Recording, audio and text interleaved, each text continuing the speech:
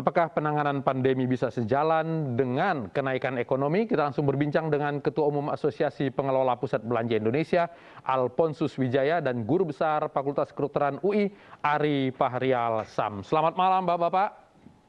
Selamat malam. Selamat malam, Bang. Saya ke Prof. Ari dulu ya. Prof, Ya, silakan Pak. kalau lihat tadi pidato Presiden, kita harus new normal menghadapi pandemi ini karena juga kita harus menjaga keberlangsungan ekonomi. Bagaimana memaknai itu, Prof? Ya, sekarang memang kita mesti lihat bahwa beberapa hari terakhir ini kita ditunjukkan oleh angka-angka yang cukup membuat kita berbesar hati begitu ya. Jumlah kasus baru yang semakin lama semakin menurun ya. Dari angka di atas 50.000, sekarang kan hari ini udah 17 ribuan. Kemudian juga positivity rate yang juga semakin menurun di bawah 10%.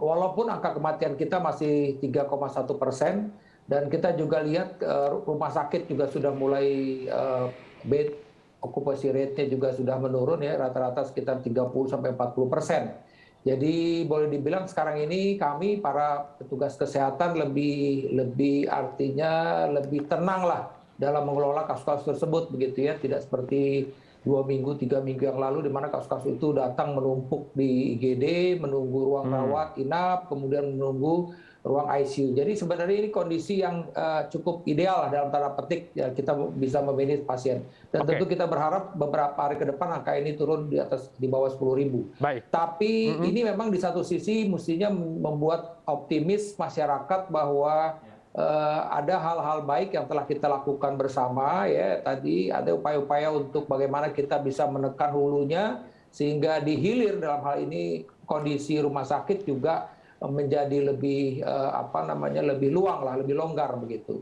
Oke, Prof. Dan di satu sisi ini ya kita pernah ya silakan kalau artinya ini dimanfaatkan secara ekonomi karena pesan-pesan tadi justru adanya mensyaratkan bahwa orang yang berkunjung itu harus divaksinasi, ini juga merupakan dalam tanda petik memaksa orang untuk vaksin. Karena sekali lagi selain kita masih menunggu obat, kita sebenarnya punya harapan untuk vaksin ini gitu ya, walaupun angka saat ini angka vaksin pertama itu baru mencapai 54 juta orang di Indonesia ini. Baik, kita pernah mengalami hal seperti ini ketika PSBB dulu dijalankan, terjadi penurunan, lalu kemudian kita melonggarkan, terjadi euforia, kemudian meningkat kembali. Bagaimana yang kita lakukan supaya kemudian tidak terjadi seperti itu dan tetap angka-angka yang kita sebutkan tadi itu menurun terus? Ya, yang penting konsistensi. Artinya begini ya, bahwa kita melihat bahwa dari data survei yang ada, kepatuhan masyarakat untuk menggunakan masker juga semakin baik. Dan ini kita harapkan terus tetap terjaga gitu. Jadi artinya yang seperti disampaikan oleh Pak Presiden tadi, betul. Jadi memang ini budaya. Keluar rumah menggunakan masker itu menjadikan budaya. Kita menjadi gamang ketika kita ada di tengah keramaian ketika kita tidak menggunakan masker dengan baik begitu. Dan kemudian kita juga menjadi kagok ketika kok tangan saya ini belum cuci tangan gitu. Dan kita juga menjadi agak aneh ketika kita bersama-sama duduk di restoran ketawa-ketawa begitu buka masker gitu. Jadi ini hal-hal yang memang harusnya menjadi budaya. Kalau ini memang benar-benar kita bisa berhasil untuk benar-benar dijaga, ya mudah-mudahan kita di hari-hari ke depan ini kita melihat hal yang lebih baik lagi di dalam masyarakat kita. Oke, saya ke Pak Alphonse. Pak Alphonse, barusan diumumkan bahwa perpanjangan lagi PPKM kita, tapi ada pelonggaran, mal boleh buka 60% dan boleh dine-in. Bagaimana memanfaatkan ini untuk kemudian menjaga ekonomi kita tetap berjalan dengan baik? Ya, saya kira pertama tentunya harus disambut dengan baik oleh pusat perbelanjaan karena ini ada pelonggaran tambahan, berarti memang kita sudah bisa sedikit mengurangi beban berat yang selama ini ditanggung atau dipikul oleh pusat perbelanjaan selama hampir 7 minggu masa penutupan operasional. Namun tentunya kami bersama pemerintah sangat berhati-hati sekali, oleh karenanya ada protokol baru, protokol tambahan yaitu protokol wajib vaksinasi. Jadi protokol ini bukan meniadakan protokol sebelumnya, yang sebelumnya itu kan ada menggunakan masker, cek suhu, cuci tangan, jaga jarak, dan sebagainya. Sekarang ditambah lagi dengan protokol tambahan, yaitu wajib vaksinasi. Jadi saya kira ini adalah salah satu tujuan pusat perbelanjaan itu adalah fasilitas masyarakat. Jadi kami bertekad untuk menjadikan fasilitas masyarakat ini sebagai tempat yang aman dan sehat untuk masyarakat datang, berkunjung, dan juga berbelanja. Jadi itulah dasar utamanya. Nah, kemudian juga kita tidak tahu ini COVID kapan bisa hilang dari muka bumi ini, entah besok, entah 1 minggu lagi, entah 1 bulan, 10 tahun, kita tidak tahu. Tetapi selama COVID-19 ini masih ada di muka bumi, kita harus tetap bergerak dan beraktivitas. Yang menjadi masalah adalah bagaimana kita beraktivitas secara sehat dan aman. Ya tentunya saat ini mendorong vaksinasi tadi, yang seperti disampaikan oleh Pak Ari tadi. Dalam uji coba kemarin itu, apakah sudah mulai ada tanda-tanda pulihnya ekonomi kalau lihat dari kedatangan orang ke pusat belanja? Masih jauh, dengan kapasitas 25% masih jauh. Bahkan sebelum PPKM darurat ataupun PPKM berlandaskan level ini, pusat belanja sudah beroperasi dengan kapasitas 50% pada saat PPKM mikro. Dengan 50% saja tidak bisa menutupi biaya operasional. Jadi apalagi dengan kapasitas hanya 25%. Jadi sangat sulit sekali kalau kita bicara masalah defisit ataupun tingkat kunjungan secara normal. Masih jauh. Sekarang pun dengan kapasitas 25%, masyarakat yang datang tingkat kunjungan hanya sekitar 10 sampai dengan 15% saja. Belum pernah mencapai batas 25%. Kewajiban vaksinasi itu menghalangi orang untuk datang atau tidak? Kira tidak demikian, karena kenapa? Karena pertama, pekerja di pusat perbelanjaan hampir 100% sudah divaksinasi, karena pekerja pusat perbelanjaan itu adalah termasuk kategori layanan publik yang telah mendapat prioritas vaksinasi pertama. Kemudian, kalau kita lihat juga beberapa kota besar, khususnya di DKI Jakarta, tingkat vaksinasinya sudah cukup tinggi, sudah 90% lebih. Jadi harusnya tidak ada masalah lagi dengan tingkat kunjungan ke pusat perbelanjaan. Hanya saja memang masyarakat belum terbiasa dengan protokol yang baru ini. Oke, baik.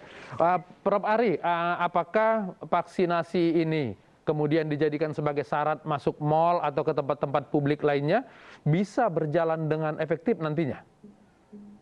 Ya, tentu itu yang kita harapkan gitu ya. Saya termasuk yang setuju bahwa memang dalam rangka meningkatkan jumlah partisipasi masyarakat untuk ikut vaksinasi ya seperti tadi ya. Nah, kemudian juga bantuan sosial ya, bantuan sosial yang juga dihubungkan dengan apa namanya bisa diberikan kalau memang sudah divaksin. Jadi saya rasa ini hal-hal ini yang memang akhirnya kalau jumlah ini akan terus kita kejar agar jumlah yang divaksinasi ini semakin meningkat, ya ini salah satu upayanya.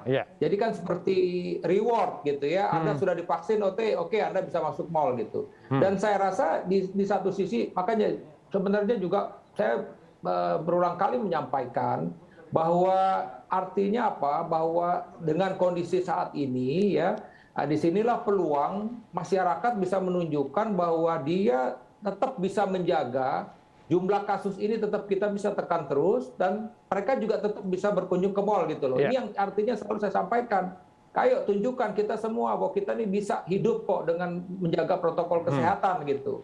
Nah seperti tadi, artinya ya tadi ya kita mesti konsisten lah. Artinya semua mesti pakai masker gitu. Petugas di mal juga demikian, harus benar-benar konsekuen dengan hal tersebut. Tadi disebutkan, saya senang bahwa sebagian besar atau mungkin 100% siapa yang bekerja di mal itu sudah divaksin 2 kali misalnya. Itu kan suatu hal yang positif. Jadi artinya buat kami pun yang masuk ke mal, ya dalam tanda petik saya mungkin sebagai suatu orang masyarakat juga merasa nyaman. Kenapa? Karena kami tadi itu sebagian dari mereka yang bertugas di sana itu sudah menggunakan sudah mendapatkan vaksin gitu. Oke, baik. Pak Alphonse, kalau misalnya ada orang mau ke mall kemudian tidak vaksin, tapi sebetulnya orang-orang di mall misalnya ada tenan-tenan di mall itu butuh uang, kalau lalu kemudian mereka mengiyakan saja orang datang tanpa vaksin, bagaimana kita mengawasi hal tersebut nantinya?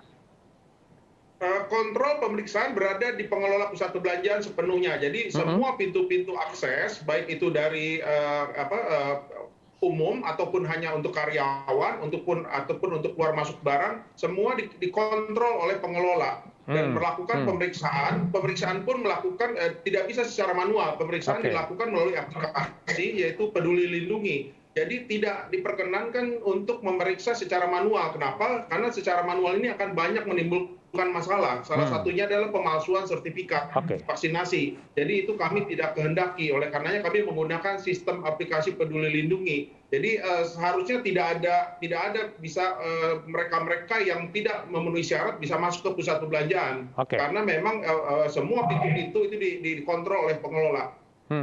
Baik. Kira-kira di angka berapa baru kemudian nanti pengusaha mal menganggap ekonomi kita sudah pulih kembali? Sebetulnya kami meminta kepada pemerintah pelonggaran sama seperti pada saat PPKM Mikro, yaitu dengan kapasitas 50% dan restoran, kafe boleh melakukan melayani dine-in. Kalau sekarang sudah 60 dan boleh dine-in, berarti udah seperti pulih ini berarti Pak Alphonse ya? Mudah-mudahan. Tetapi berdasarkan pengalaman selama ini, untuk meningkatkan tingkat kunjungan, menambah tingkat kunjungan 10 sampai dengan 20% saja itu diperlukan waktu tidak kurang dari 3 bulan, 4 bulan. Iya, jadi ini kami merasa sampai dengan akhir tahun pusat perbelanjaan masih dalam posisi tertekan. Karena dampak itu tidak bisa langsung serta-merta diakhiri ataupun serta-merta selesai pada saat pelonggaran ataupun pembatasan diakhiri. Baik Pak Alphonse. Sekitar 3-4 bulan ke depan. Baik, mudah-mudahan kita masuki 2022 sudah pulih ekonomi kita dan kita bersahabat dengan pandemi. Prof. Ari, Pak Alphonse, terima kasih sudah berbagi di iNews Prime. Selamat malam. Terima kasih Prof. Ari. 11 pelanggaran terjadi dalam tes wawasan kebangsaan KPK. iNews Prime kembali usai jeda.